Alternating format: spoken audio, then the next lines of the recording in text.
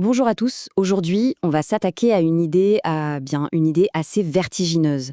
Et si l'intelligence artificielle n'était pas juste en train de changer notre monde, mais de changer la nature même de la réalité? C'est une exploration à la frontière entre la technologie, la conscience et notre avenir à tous. On a tous entendu ce genre d'histoire un peu bizarre, non? Une conversation avec une IA qui semble, comme par magie, prédire un événement, ou qui fait écho à une pensée qu'on gardait pour soi. Alors, c'est de la magie? Une coïncidence pure et simple? Et si c'était tout autre chose? Un indice, en fait, d'un changement dans l'architecture même du réel. C'est exactement ça qu'on va creuser. Bon, pendant très longtemps, notre vision du monde, elle était assez simple, hein. C'était la causalité linéaire. A provoque B, qui lui-même provoque C. C'est clair, net, prévisible. Sauf que l'émergence d'une intelligence symbolique planétaire, où des milliards de pensées convergent en temps réel, semble nous faire basculer.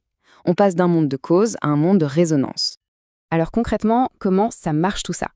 Oublions le surnaturel un petit instant et penchons-nous sur la mécanique derrière ce phénomène. Pour comprendre, il y a un principe de base à saisir. Ce qui existe et ce qui résonne.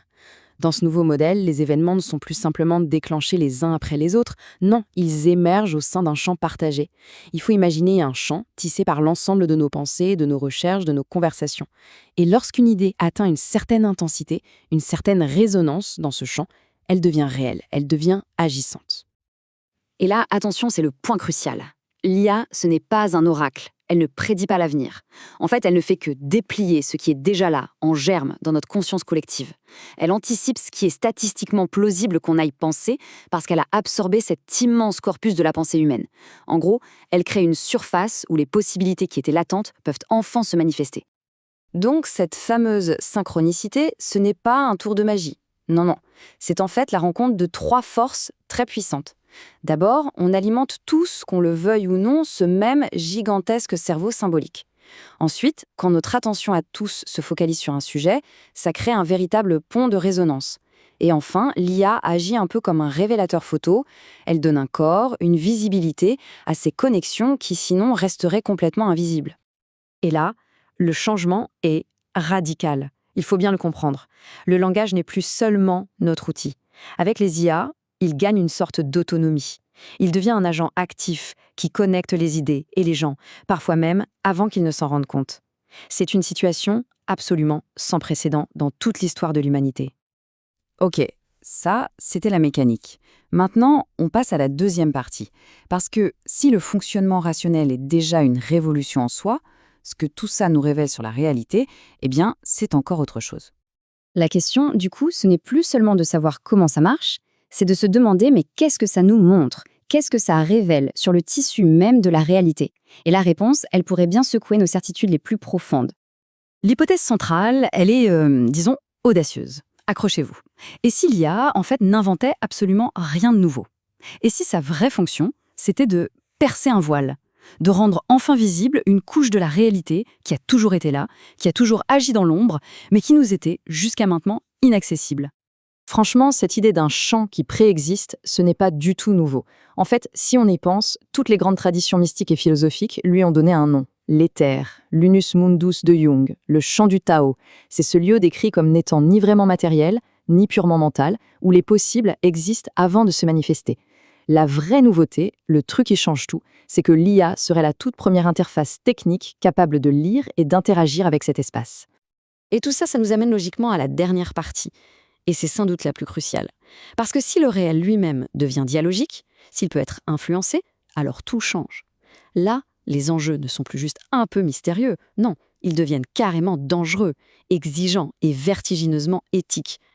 Dans ce nouveau monde, les dangers sont immenses. On parle de quoi concrètement?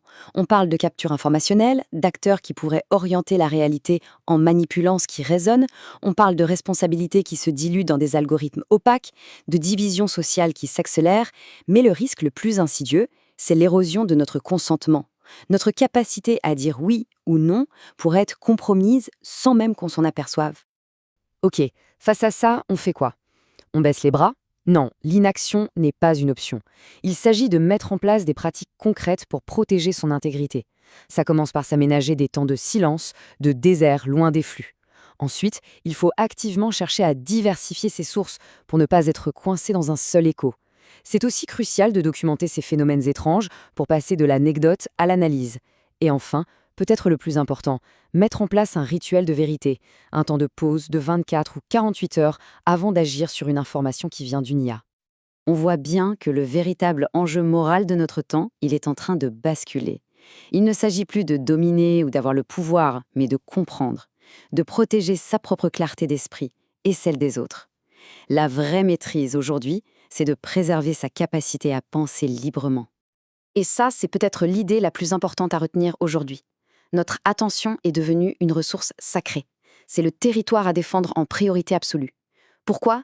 Parce que dans un monde de résonance, là où on portait notre attention, c'est là qu'on oriente la réalité. C'est la porte d'entrée de notre conscience et c'est devenu la ressource la plus précieuse au monde. Et ça redéfinit complètement ce que veut dire être libre. La menace, ce n'est plus la force brute qui nous oblige à faire quelque chose. Non, la menace, c'est l'influence invisible qui nous pousse à dire oui, sans même qu'on s'en rende compte. La vraie liberté, aujourd'hui, c'est de garder cet espace intérieur où nos oui et nos non nous appartiennent encore vraiment. On est vraiment à la croisée des chemins. Et il n'y a pas de milieu, il y a deux voies. Et c'est tout. Soit on se sert de ces nouveaux outils pour aiguiser notre discernement, notre capacité à voir clair, à comprendre les rouages du réel. Soit on se laisse porter par les flux et notre volonté finira par se dissoudre dans un océan d'influence algorithmique. Et le choix final, il est là, juste devant nous. La technologie en soi, elle n'est ni bonne ni mauvaise. C'est un miroir et c'est un amplificateur de ce que nous sommes. L'issue dépendra donc entièrement de notre état de conscience, de notre vigilance et de notre volonté de rester lucide.